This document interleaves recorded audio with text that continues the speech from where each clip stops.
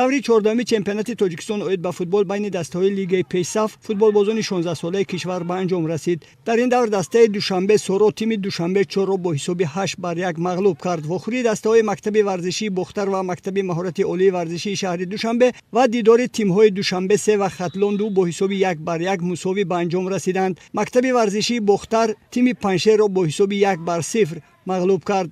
вохӯрии дастаҳои Суғд 2 футболбозони дастаи ҷавонии Ҷаббор Расулов ва Суғд 1 мактаби махсуси футболи вилояти Суғд дар варзишгоҳи ҷавонии ноҳияи Ҷаббор Расулов баргузор шуда бо пирӯзии футболбозони дастаи Суғд 1 ба анҷом расид.